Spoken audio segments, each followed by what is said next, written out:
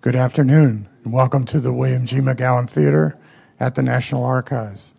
Just a reminder that we will be having a book signing following the program up one level in front of the archive shop.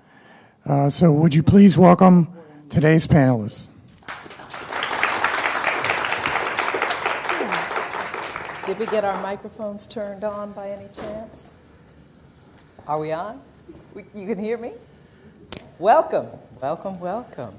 I'm Daphne Maxwell Reid, and I'll be the moderator today for this lovely book talk. And hopefully, you've seen this gorgeous book, or you will by the afternoon. And we're going to talk to three of the authors of the book.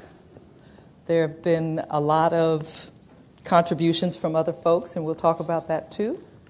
But we're going to start with our honcho here, Horace Mann, who will give us a brief idea of why you wrote the book, The Queen and the U.S.A., why you guys put this together.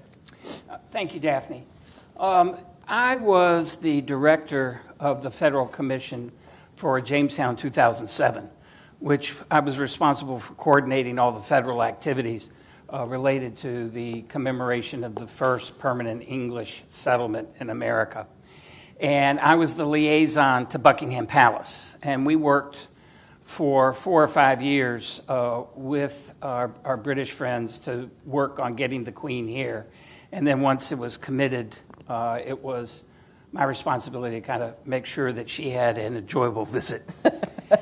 And in reviewing the archives after everything was over with, I had 10,000 photographs, and I bet a quarter of them were taken between the visit of Queen Elizabeth and President George W. Bush.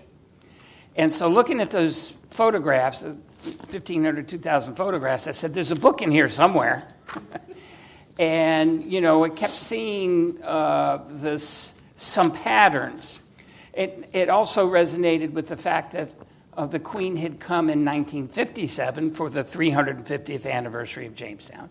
And she had also come to Virginia in 1976 to Charlottesville for the Revolution. So there were these patterns, and it was kind of like, you know, we ought to put something out that kind of graphically represents her engagement with the U.S. Now, I'll pass this on to Ellen, because Ellen has another version as to how the book got evolved. Well, the way it, I think, really came about, he had this great idea.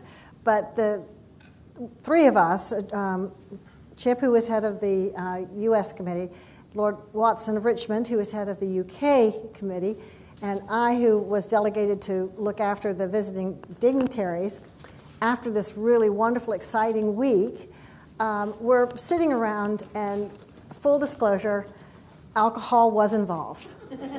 And so we were sitting around reviewing how successful the week had been and sipping some refreshment. And Chip says, you know, we've got this wonderful thing. She's been to Virginia more than any other state. She's been here 3 times. We should, you know, take these photographs and do a book to commemorate this.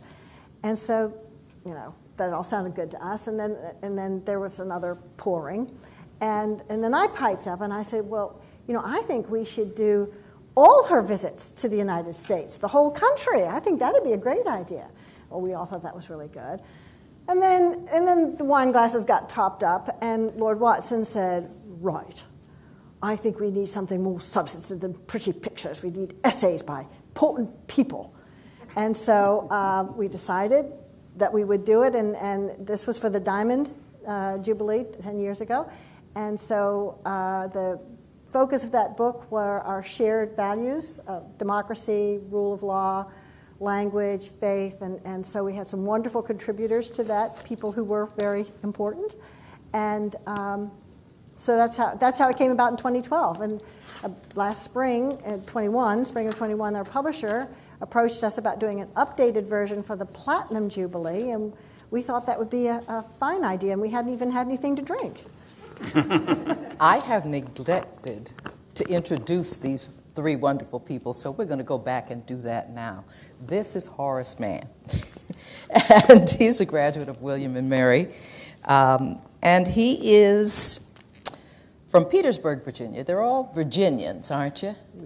All from Richmond. All from Richmond. Well, he's from Petersburg, kind of. So, and he has held a variety of governmental and political positions, including directing and managing the activities of 37 federal agencies and innumerable state, local, and foreign groups engaged in the commemorative activities, as he spoke of, while serving as the executive director of Jamestown 400th Commemoration Commission, of which I was honored to be a part. He graduated from William and Mary and served on the Board of Visitors there.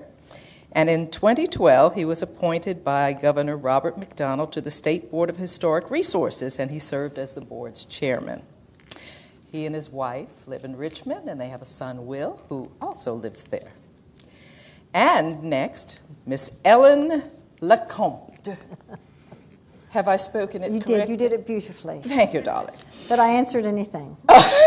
She graduated also from the College of William and Mary in 1975 with a degree in international economics. So we'll get to why economics turned into history. But during which time she studied at Christ's College in Cambridge. So a commander and the current chancellor of the U.S. Priory of the Most Venerable Order of the Hospital of St. John of Jerusalem.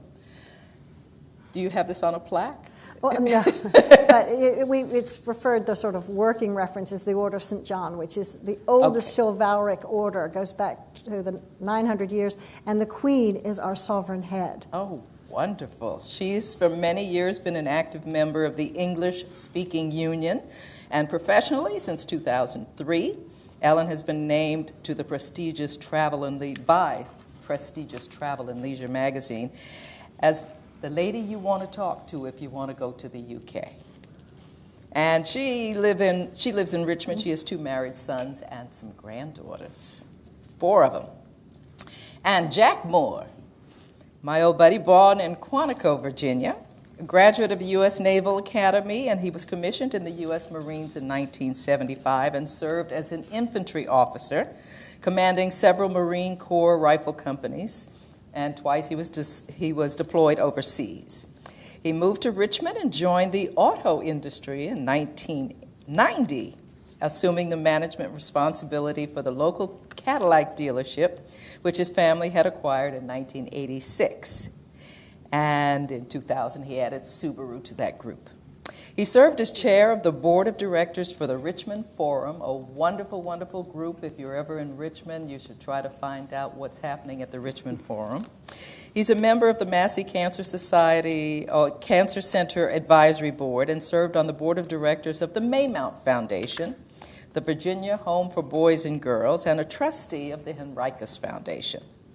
More recently, he was appointed a confrere of the Order of St. John by Her Majesty Queen Elizabeth. So he's one of those wonderful confreres as well. Our next question, or do you have any reason why you joined in writing this book, Jack? Well, it was Ellen's fault. She's quite correct that the wine certainly greased the skids for how this was to be done. But in my case, Ellen and Chip handed me a couple of rough drafts and said, you look these over and see if there's anything factually wrong or that needs to be adjusted, corrected, changed. And that 15-minute favor turned into a couple of chapters, some history timelines, and a dozen or so vignettes about the monarchs that preceded the current queen. So then at that point, Chip just said, well, why don't you just be part of the team since you've gotten your 2 cents worth. So I sort of backed into this, if you will, but it was still one of those labors of love. So it was a great time. We really had fun. Wonderful. me how the three of you got together to begin with. Well, we're friends. We travel in the same circles in Richmond and have been involved in philanthropic endeavors and church and things like that. Ellen and I first got to know each other during the visit in 2007, and she was helping to facilitate the British visitors that came here.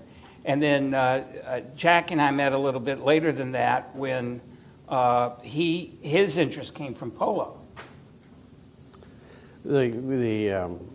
Once upon a time, the royal princes, including Prince Charles, used as a fundraiser a polo match outside of London, and they went begging for sponsors one year and got me interested, thanks to Ellen, and that one thing led to another. So you have a lot of contributors to this book that contributed essays. But a basic question that all of them kind of point to is the relationship and the friendship between the United States and the United Kingdom. Mm-hmm. Tell me some of the timeline of this relationship and why it is so strong and so important to what's going on politically. Let me give you an answer by way of what my old history professor used to call cocktail trivia, the kind of thing that when you're a young officer and you have the general's wife looking at you and saying, tell me something interesting. You want to have a better answer than whatever. So with that in mind, the kinds of things that built the relationship. While the Pilgrims were hanging out in southern England trying to find the Mayflower, Virginians were electing the first representative government and meeting in the House of Burgesses in Jamestown in 1619. The Pilgrims just had a better publicist, if you will. They kind of got away with it. But we have had an interesting relationship with the United Kingdom from the get-go. The process of revolution was not simple, but definitive in our case. From their point of view, it was, gee, but India was so much more important. We'll pay more attention to that. Okay. Then we had a little bit of a tiff over who was allowed to take sailors off ships that led to a little of a conflict in 1812. Then the Civil War, where there was a lot of grief. So you may not realize that the United States sued Great Britain in the 1860s, late 1860s, over the issue of Confederate commerce raiders that were built and equipped in English ports. And the International Court awarded damages, which the United States collected from Britain over the commerce raiders.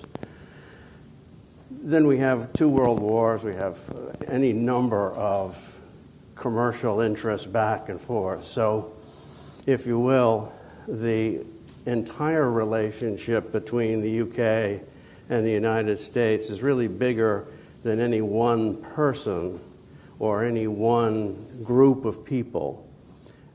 That having been said, the current monarch personifies that relationship in so many remarkably interesting ways.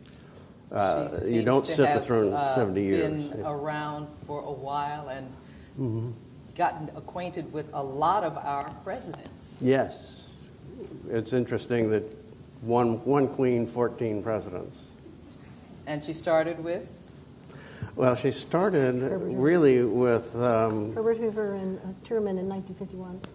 Yeah. She was just a princess. She was a princess. Just princess at the time. Princess. With the Eisenhower administration. So. Wasn't she before that? Did she meet Hoover He as was a princess? He was a past president who was invited to the dinner. So, yes, she did meet Herbert Hoover. And she's been friendly and visited how many other presidents 14, you say? 14. 14. The only president she did not meet was Lyndon Johnson, but indirectly had interaction with him because though she was not able to come for a state visit because she was expecting a child, Princess Margaret came over and was entertained by President Johnson and his wife quite lavishly in Washington. And so we feel she had personal interactions that were indirectly through her sister, who I'm sure went home and filled her in on all the scoop Lady Bird and Lyndon had.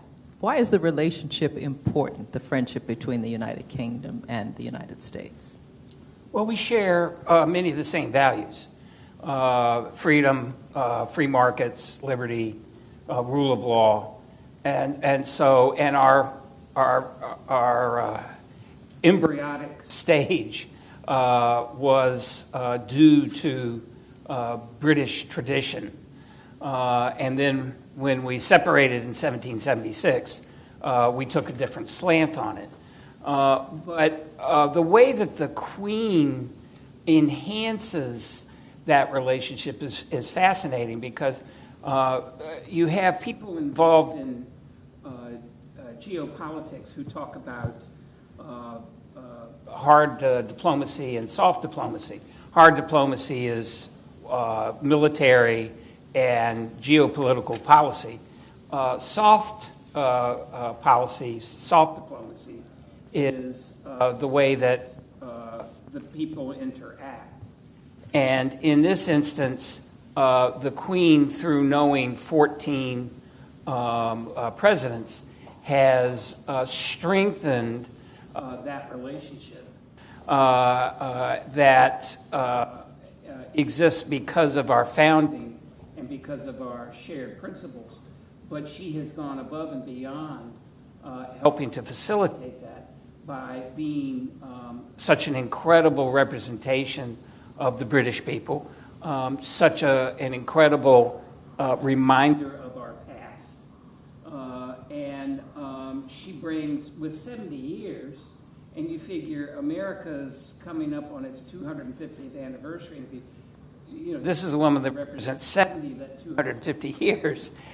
The institutional memory that she presents to us and to presidents is an extremely valuable resource. She has also been very helpful with our indigenous people, the Virginia Indians. She has. She's, the Queen, I think, has been a successful monarch because she captains a ship. And when sometimes it's heading for the shoals, she doesn't make any drastic course corrections. She does gentle nudges. And she has exhibited this time and again over situations in Britain, but here in the United States, whenever she would come to visit at state visits, they would trot out the Native Americans and so on and so forth, intending it to be colorful, bright costumes and dancing and so on and so forth. But not at all. From her perspective, she really was interested, and she did her homework. Chief Steve Adkins, who has met with her several times, said, she didn't just do light walkabout chit-chat, like, have you been here long and have you come far? No. She asked really solid questions. It was very clear that she had done her homework. And she was very aware that standing next to her was a governor, a senator, someone, of course. And the Virginia Indians had worked for, starting 25 years ago, but really hyped up 18 years ago, to get federal recognition. They did not have federal recognition, which was important to them for two reasons. One, they wanted their heritage to be acknowledged. And secondly, it made them eligible for health care and education and things that they were totally excluded from. So she would ask questions, pointed questions, in front of American officials. Well, just why don't you have health care on the reservations? And why can't your students go to higher, school and college and things? And drawing attention to it. And the Virginia Indian tribes are the first to say that her soft diplomacy, had a big part of one of them finally getting their federal recognition in 2018, which was just monumental. Yes, it was monumental. Yes, Jack? I would add to that the perspective that the Queen brings to these kinds of issues is unique. Their system is that the Queen shall rule but shall not govern. So she is the head of state, but the Prime Minister is the head of government.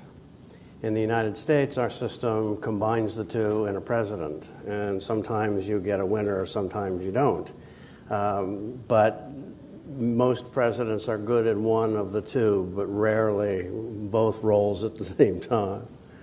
The Queen sees these sorts of unique issues, like the sovereignty of individual native tribes or the rights of individual groups of people, in part because, as a legacy of empire, the United Kingdom and England, Great Britain have been dealing with these issues for many generations. And I would say she feels that they probably have a better answer, all things being equal, than we've found. But that's a little bit like horse races. Everybody loves the winners. Nobody remembers the one that came last. Well, I think also, just to follow up on that, the Virginia, in the beginning, there were treaties between the Native Americans in the colony and the Crown. We had a revolution, and many of those treaties were rolled over. The ones with the Virginia Indians were not. They still stand today, and they are recognized by the British government as sovereign nations. So when they go to the United Kingdom, they are afforded all the courtesies and recognition as heads of state. And I will never forget, we were at an event that was commemorating the 400th anniversary of the death of Pocahontas, who died in England and is buried there. And there'd been a plaque and so on and so forth. And after the plaque dedication, they were to go to the reception, and there was a carriage to take them, but in protocol, diplomatic protocol in London, whatever, only heads of states ride in the carriage. So, in this case, it was His Royal Highness, the Duke of Gloucester, representing the Queen, and the 3 American Virginia Indian chiefs, because they were royalty. And when they got to the reception, and the first one out was the Duke of Gloucester because he was junior, and then out came Chief Ken Adams and Chief Steve Atkins, and last was Chief Ann Richardson of the Rappahannock. And the Duke helped her out and then stepped back and did a head bow, which is how royals greet each other. That is how they were regarded by the monarchy. Not in the United States. But one of the important things, let's kind of review what her visits to Virginia have meant. She came in 1957 for the 350th anniversary. She came in 1976 for the anniversary, the 200th anniversary of the Revolution. She came in 2007. She reminds us of who we are and what kind of values that we share, because just by her presence, she brings up these questions about, well, we're so similar, but we're different. Yeah. And why are we different? But I think she does a great job. It's like when you were a child and you visited your grandmother, and your grandmother would tell you stories about, well, you know, when I was a little girl, we did this and we did that. And she comes and she speaks to the importance of rule of law. One of the important things that she said when she was here in 2007 was, to paraphrase, she said, remember, when I was here in 1957, there were people that were ignored, that we did not talk about their role or their relationship to the development of the United States. And she was talking about African Americans and Virginia Indians. They were ignored in 1957. And she said, isn't this such a much better place where we're talking about those things? So she's, I'm not sure that everybody in that, everybody who held that title would have been as, would have made those kinds of observations. And Astute. Astute observations. Oh, yeah. Can you tell us about one of the presidents and their relationships with Queen Elizabeth? You guys have stories. He has the stories. All righty, tell me what. Well, let's see. So when she came in 2007, let's see, she came directly from England, landed in Richmond, went to the Capitol, spoke before the General Assembly, went back to Williamsburg, and then the next day she came to Jamestown. Then she went, probably the highlight for her was she went to the Kentucky Derby. Because of her love of racehorses. And then, so she was at the Kentucky Derby on Saturday, and then on Sunday she came to Washington, and there was a garden party at the British Embassy up on Mass Ave. And then on Monday she went to an official welcome at the White House and at the and they had a state dinner. And this is with this is when George W. Bush was president, the 43rd president. And so he's out and he's welcoming her, and he's talking about her involvement throughout our history. And he said, he slipped up, and I'm paraphrasing here, but he slipped up and he said, "And so, Your Majesty, you remember when you were here in 1776? And she did this, and he froze. And then he started to smile, and he looked at the cameras, and he said, 'She just gave me a look that only a mother could give you.'" Well, that shows you the camaraderie and the easiness and the give and take. That is an example of the special relationship and how the soft diplomacy works. And then, we have had many, she's been here, how many state visits, Ellen, do we? 16. And then she's been... And also, it should be noted that the only private personal vacation she has ever taken outside of the UK has been to the United States. We're the only country she came to for her own personal private vacation. And where did she go? She went to Kentucky and also to Wyoming, which she really enjoyed, horse-related. Any other presidents come to mind about a special relationship or a special encounter with the Queen? Well, it's not fair because it's not a president's story, but when I was presented to the Queen, it was as part of a reception, and Lord Watson, who's one of our compatriots in crime here, said, "Stand here and don't move." I said, "Well, Alan, why?" He said, "Because that door is the one through which Her Majesty must exit this room, and so if you stand here, she cannot go by without being introduced." Okay, I can do that. So in due time, the Queen came by, and we had a pleasant little chat for a second or three, and then her husband, Prince Philip, came in, walked up and said, "Oh, another revolting colonial." And I looked up and teased back, saying, "Well, the last time the Commonwealth of Virginia went into rebellion, it didn't work out quite so well." But we had an amusing little exchange, and they left the room, and I looked over my left shoulder and realized that I was standing directly in front of a life-size portrait of King George III in his coronation robes.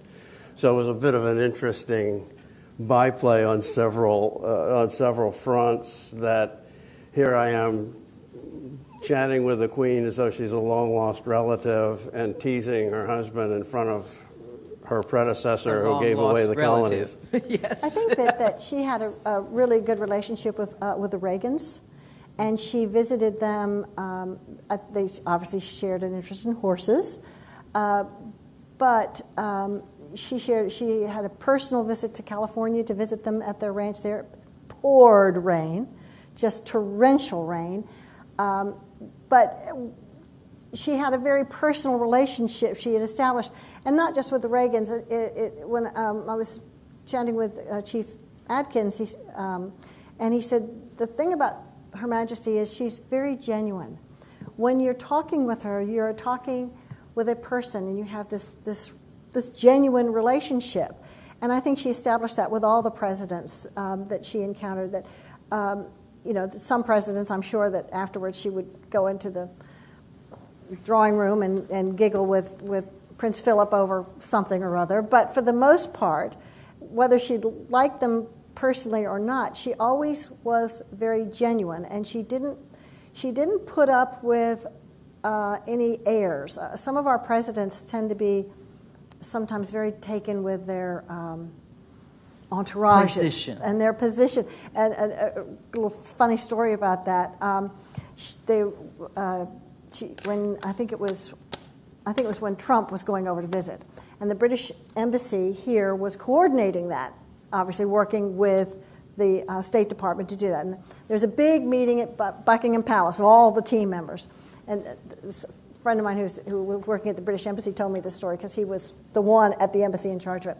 So they're here getting their briefing, and the British people are going, the security people are going over, this is how it's going to go.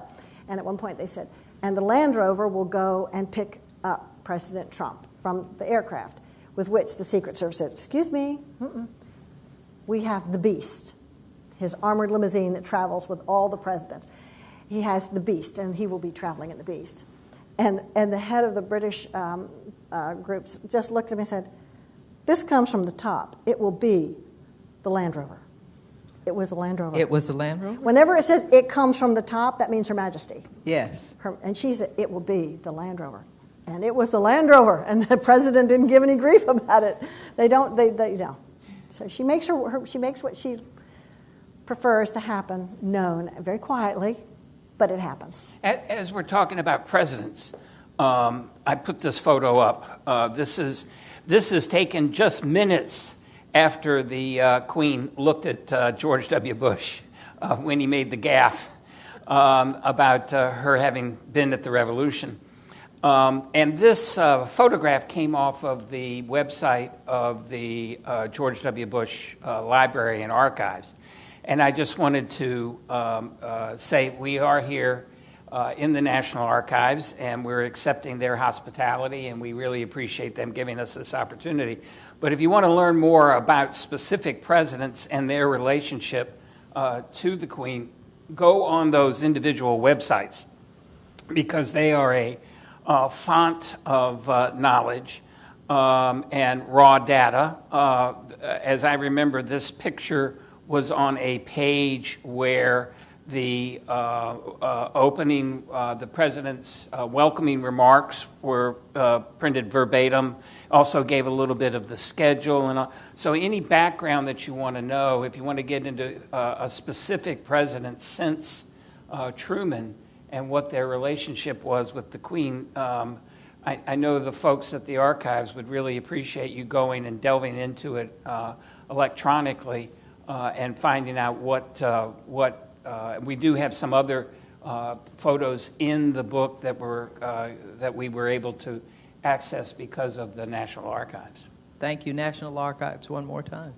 Yeah, and I should warn you that if you're tempted to try it the other way around and approach it from the British point of view, the research you're going to find yourself engaged in will remind you a lot more of Alice in Wonderland and drifting into a dark hole, because the record keeping is exhaustive, but not quite so well documented and outlined. So it's a great deal more like sifting through the haystack in search of that needle, where the presidential libraries are a lot more user-friendly.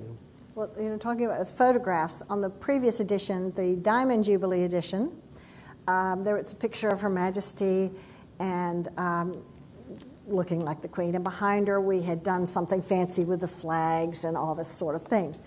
And so we have some friends at Buckingham Palace to whom we had given the book. The friends are very close to Her Majesty. And apparently, when this was shown to her, things get by her, they don't, she looks at the cover photograph and she says, I don't recall that photograph being taken. Well, of course not. We'd photoshopped it. But she knew right away that was not an official photograph. She had not seen it before. This is another official photograph that was taken that night of the state dinner with both President Bushes and their wives and Her Majesty and Prince Philip. Thank you. Now, the Queen also just had her platinum Jubilee, and she celebrates these Jubilees, and we honor those Jubilees here in this country. Tell us something about the protocol of a Jubilee. We don't have those here. We got parades, we got 4th of July, but we don't have Jubilees. Well, Jubilees go back to George III. He was the first to have a Jubilee, and he had to wait 50 years to get it. But essentially, a Jubilee is a celebration to commemorate the anniversary of a particular event. So there have been Jubilees in England since George III. And I think it's rather touching that George V, the Queen's grandfather, at his silver 25th Jubilee, and he and Queen Mary were in the carriage going down the Mall, and everybody's cheering and waving, and he turned and he said, very mystic, I think they like me. And the Queen, at her silver Jubilee, again, the cheering crowds and things, was quite surprised. And she said, I had no idea. And it's because they don't regard themselves as being anything special, important. They have a job, and they have duty to the people, and that's their focus. It's not about them. And for the Queen, the Jubilees are not about her. It is her way of thanking those and her people who have supported her over the years. And it's a whole different take on that. But it's very, each Jubilee, I was in England in 77 for the silver, in 2002 for the golden, and then for 2012, my husband and I were both there, and then this time, Jack and his wife and Pettis and I were there for this platinum. Each one is different. They each have a very, very different feel, because when you've been queen for 25 years, is one thing, but when it's 70 years, it's another. This one felt much more like, if it were rocks, I'd say a farewell tour, saying thank you to everyone, and thank you for 70 wonderful years, but I'm now going to step back. If she stays not stepping back, what her would be idea is the stepping next back. Jubilee? What's after platinum? Coronation of a new king. No, there is actually talk of doing something for the 75th. But Would that be her 100th birthday or close to well, it? when she's been 70 on the throne for 75 years, so 75 5 years from now. So there are sort of generally some small talk. I don't think they're going to go too far down that road. But as Chip was saying with 2007, it starts 5 years ahead. Yes. So they are thinking, well, Tom-toms are exactly going. So what would it be called? What? That's part of the discussion. Okay. Do we have any questions from the audience that you would like to know? Somebody? Anybody? Yes, ma'am. Okay, then you can go to the microphones in the aisle. Thank you. And tell us who you are and where you're from, too.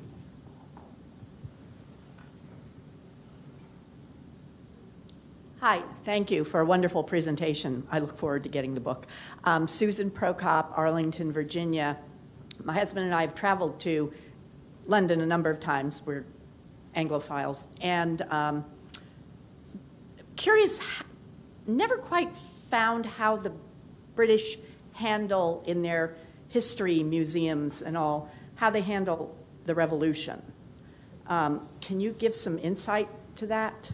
Well, the short answer would be that the tomb of General Cornwallis in Westminster is notable because it contains all of his successes, and there's a casual absence of mention that he surrendered at Yorktown.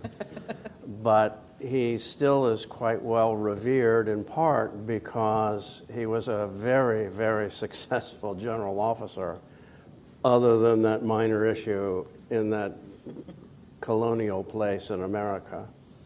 There- The British are not sensitive to our independence in the sense that we might think. They are, however, protective, if you will, of their own reputation. Inside British history, we were just the first of a number. So we happen to be the ones who were successful the earliest, but don't forget that India, the Caribbean islands, any number of other possessions, including Ireland, have all had independence subsequently. So, if you will, we were the predecessor, but we weren't the last. And so from the British point of view, we're an interesting footnote, but not the whole story. It was a bigger deal to us than it was to them. A little anecdote, though, after 9/11, of course, such a tragedy, and Her Majesty asked that at the changing of the guards at the palace, that in a show of support, they would play the Star Spangled Banner.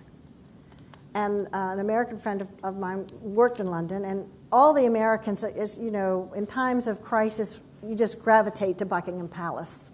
And they'd all gone up to Buckingham Palace. And so they played the Star Spangled Banner, and the Americans were all singing along. And so they're walking back to the office, and his British colleague said, so what's with the rockets, red glare, and bombs? And so who was doing bombs? Well, now, the American friend felt kind of awkward, and he kind of mumbled something about, what was that? What was that? Well, who were throwing the bombs at you? And I said, you were. But that's the whole point. To us, it's a big deal. To them, it isn't as much. It is, as Jack said, it's a footnote. I'll give you another cute anecdote. When I was a high school student, I happened to be in London, part of an exchange trip, and I was seated at dinner, and next to me at a singleton's table was a banker out of Boston. We were toasting that it was the 4th of July, 2 Americans in London. Across from us is an English gentleman finishing his dinner and looks up and says, 4th of July? Oh, yes. The day you all became foreigners. Before we get to any further questions, I'd like to quickly kind of show some of these pictures that we have. We looked at the photos of the bushes. Here is the photo that was taken at Windsor Castle last year with President and Mrs. Biden. This is a photo that was taken in front of the Executive Mansion in Richmond about 40 minutes after the Queen landed in May of 2007 with then Governor and now Senator Tim Kaine. And this is a time-honored tradition that the Queen, they call them, in America we have a very prosaic term for it. We call it working the rope line.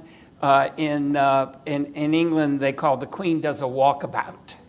And so here she is doing the walkabout. And one of the tricks is that if you are a young student and you have flowers and you're on the front row, you're bound to get the Queen's attention by giving her the flowers.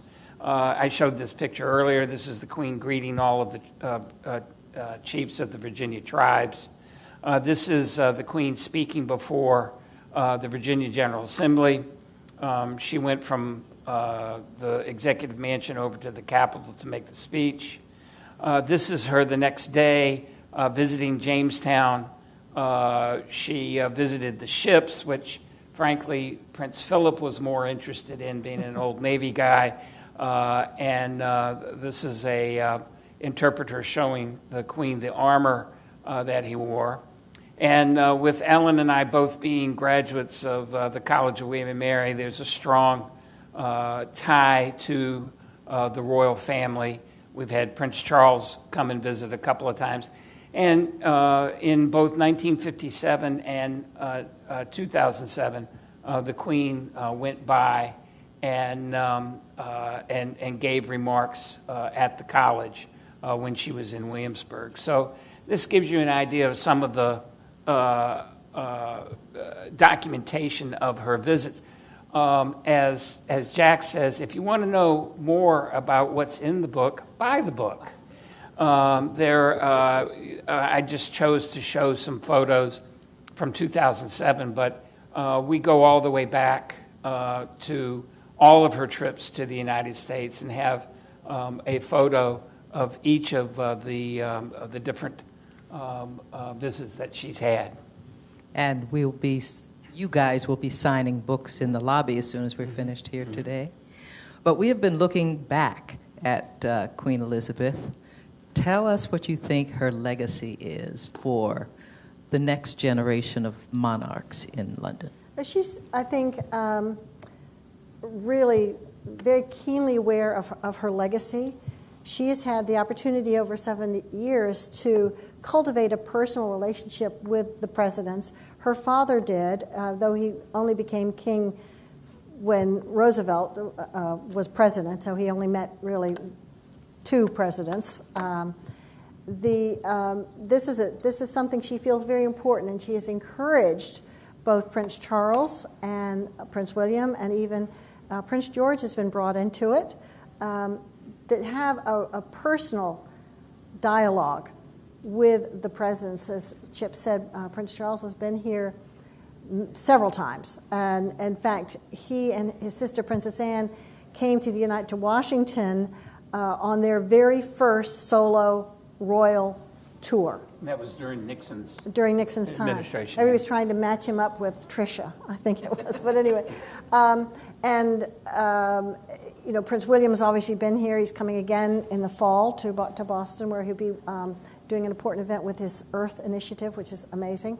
But there's a wonderful photograph in the book of the Obamas in the sitting room at Kensington Palace, and Prince William is introducing Prince George, who's wearing his pajamas and bathrobe, to the President of the United States, because they know there's so much. The Queen has demonstrated how important it is to have those personal relationships and put any politics aside. It's people to people, and we are cousins, and we're family. And just like most families, we like some probably better than others, but we're still there together. And the important thing to remember, and I think this is part of her legacy, is that when the going gets tough, we're there for each other. Yes. And that's a very important part of her legacy. Excellent. Are there any other comments you guys would like to make before I ask for more questions? Well, I would. You can all quote me later, and if not, forget I said this. But we refer to the Elizabethan age, and we talk about Shakespeare and all of the interesting and amazing occurrences of that reign with the Spanish Armada and the rise of the English poets that we all labored through in high school. But I think when history takes a look at this era, and it's going to be called another Elizabethan age for English historians. And I say that in part because she represents a transition. Prior to her reign, the world was European-centric, and World War II effectively ended that. And then she is crowned queen and has had to shepherd, if you will, the relationship between a reduced status Great Britain and a modern world that accommodates that entity more on the fringe than in the center. And so I think her steadfast identity as the continuity of the monarch managing this nation's relationship in a changing world, I think that legacy is going to play a very, very large part in what is said about her in due time. And in the fullness of time, I honestly believe that this will be described as a second Elizabethan age, with good reason. This is an extraordinary woman who has patiently redrawn what the monarchy is, let alone what it does. Not always at her best will, but it is certainly true that she has shepherded that relationship carefully, and I think she deserves a great deal of credit for that. Well, thank you. I'm going to go for a few more questions, and then we'll go to signing this beautiful book. Yes, ma'am. I'll just stand here if that's okay. And holler. Go ahead. Here, and I'll talk loudly. Michelle Blair from Washington, D.C., and I have a two-part question. The first is, I think, as an Anglophile, and I would imagine a lot of people here in the room are also Anglophiles, but there has been an obsession with the British monarchy, and I think a lot of it, and the first question is, do you think that is because of Her Majesty that we have been obsessed with the history of the monarchy? And then if so, the second part of my question is, will that continue when she's gone? The same obsession that we have now. The question is, the Americans have an obsession with the monarchy, and we think it's because of Queen Elizabeth. But if it's not because of her, what kind of relationship will they have in the coming days? Well, I kind of take a analytical approach, having been trained as a political scientist, and I think that part of our interest comes because we're so similar yet so different in some pretty important ways. And one of the ways that we're different is she is an unelected head of government, head of state. She represents the British people, and she's not elected. And it at least for me, it provides us with a touchstone to kind of go, well, at least you can kind of study the dynamics that they have and the dynamics that we have. One of the things that the Brits are very proud about saying is, I love my queen, but I can hate my government. And so there's it would be interesting to see with as fractionalized as American politics have been over the past few years, if we had an unelected head of government, what would that have gotten us? But we don't, and I don't think that we ever will. But it is very fascinating to see how how she embodies the best, what they believe is the best of Britain, and it is a source of real pride for them. So I think to answer your question, Michelle, she did an incredible job of